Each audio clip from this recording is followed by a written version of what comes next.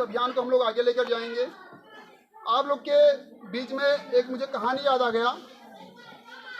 जब डॉक्टर बाबा साहब भीमराव अम्बेडकर जी स्कूल में जब पढ़ने जाते थे तो वहाँ के जो मास्टर थे वो उनको छूने तक और क्या नाम है बैठने का भी अधिकार नहीं था, यहाँ तक कि पानी पीने का भी अधिकार नहीं था। आप लोग भी ये सुने होंगे। और स्कूल के पीछे उनको बैठाया जाता था।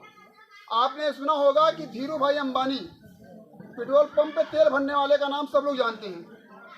टाटा बिरला एक लोटा उनकी माँ गिरोह रख करके और बिजनेस स्टार्ट करवाई थी, वो सब लोग जानते हैं।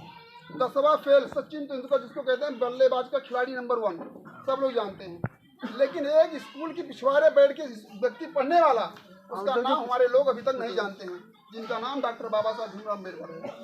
शायद हम आपको बता रहे हैं, आप फेस टू फेस सुन रहे हैं, पूरी बात हम ना कह पाएँ तो इसे और आप लोग पूरा समझ भी ना पाएँ, लेकिन हमारे पूर्वज जो हमारे दादा बाबा थे, हमारे डॉक्टर बाबा साहब भीमराव अम्बेडकर जी, वो स्कूल के पीछे बैठ करके पढ़ते थे, क्योंकि उनको स्कूल में हिलने का अधिकार था ही नहीं।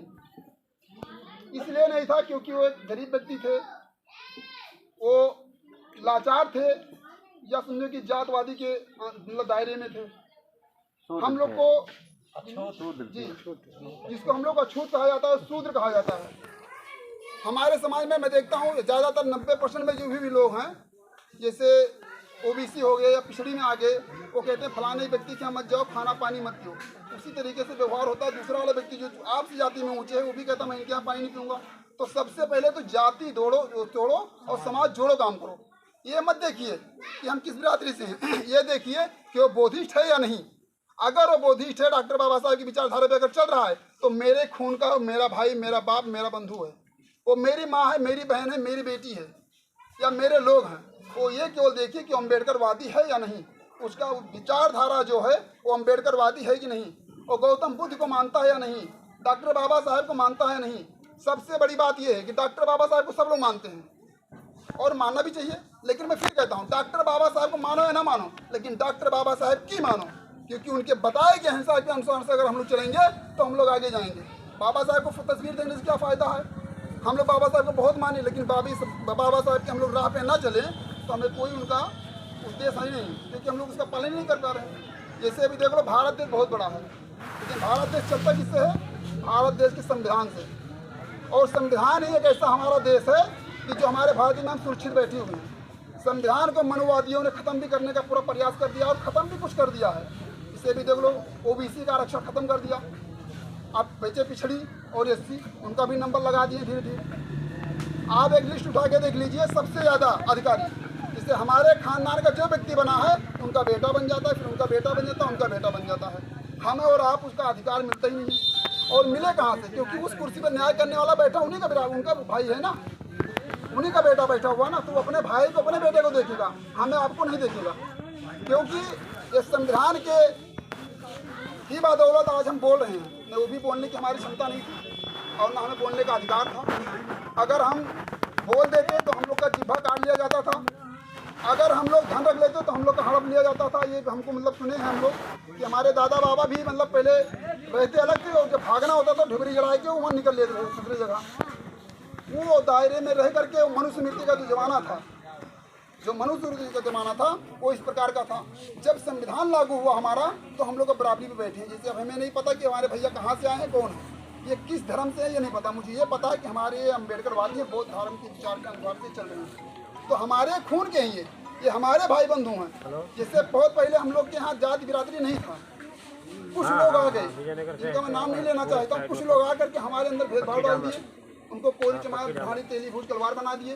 वो हमारे खानदान के थे, हमारे ही लोग थे, लेकिन वो काम के आधार पर उन्हीं जातियों में बांट दिया गया। आज वही जातियों में बांटने के बाद में आज इलेक्शन में जब राजनीति फैलाते हैं लोग, तो मालूम क्या कहते हैं? अरे भैया वो तो पुरानी जाति के, चलो उनके लगे उनसे वोट पूछिए, उनके लगे चलो उनके वोट पूछिए। तो ये मत देखिए, ये देखिए कि हमारा भविष्य उज्जवल कहाँ लेकर जाएगा, हमारा भविष्य को कौन चमकाएगा। हम तो ये जानते हैं कि हमें 5 किलो चावल मिल रहा है, लेकिन ये देखिए कि हमें 5 किलो चावल क्यों दिया जा रहा है भाई।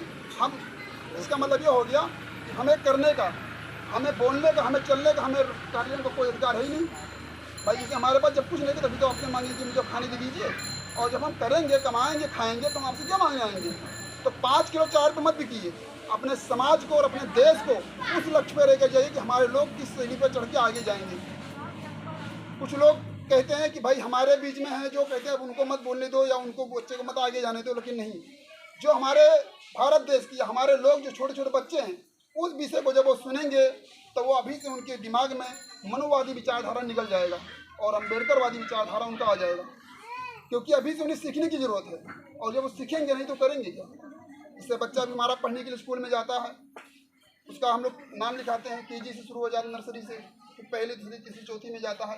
उसी प्रकार से जब एक मीटिंग हुआ तो हमारे लोग, हमारे जो छोटे छोटे बच्चे हैं यहाँ सुनेंगे, फिर कल दूसरा मीटिंग होगा, फिर हमारे बच्चे सुनेंगे, फिर वो देखेंगे कि यार हम किस ज़माने में थे, कहाँ ढल रहे थे, किसकी विचारधारा में हम लोग पढ़ रहे थे, हमारा भविष्य किस तरीके था, कहाँ नहीं था। आज के डेट में जब भारत देश में संविधान नहीं था, उस समय मनुस्मृति था, तब मंदिर में हमें जाने देने का अधिकार नहीं था। और जब हमारे भारत देश का संविधान बन गया तो हमारे लिए मंदिर का दरवाज़ा खोल दिया गया और वो लोग संविधान का दरवाज़ा पकड़ लिए। अब हम मंदिर के पीछे झगड़ा कर रहे हैं लेकिन संविधान के लिए झगड़ा नहीं करते हैं। तो हम लोग मंदिर को छोड़ करके संविधान का दरवाज़ा हम लोग खटखटाएं, क्योंकि अगर आज हमें आप मार दीजिए तमाचा तो हम मंदिर में जा करके हमें न्याय नहीं मिलेगा। लेकिन अगर वही चीज़ हम जा करके अभी 100 नंबर लगा दे, 152 नंबर लगा, तुरंत यहाँ पर पुलिस आएगी। ये किसका देन है? ये डॉक्टर बाबा साहब भीमराव अम्बेडकर जी का देन है कि हमारे घर तक क्या, हम फोन करते जिस जगह पर बैठे वहाँ पर उन्हें आना ही आना है। क्यों आते हैं? क्योंकि ये संविधान का देन है, ना कि ये मनुस्मृति का देन है। आप लोग से हमारे और काफ़ी लोग भाई लोग बैठे हैं, वो भी अपनी अपनी बात रखेंगे। कहना तो बहुत कुछ चाहता था लेकिन समय के परिवर्तन के हिसाब से और लोगों को देखते हुए अपनी वारी को मैं विराम देता हूँ। जय भीम, जय भारत, जय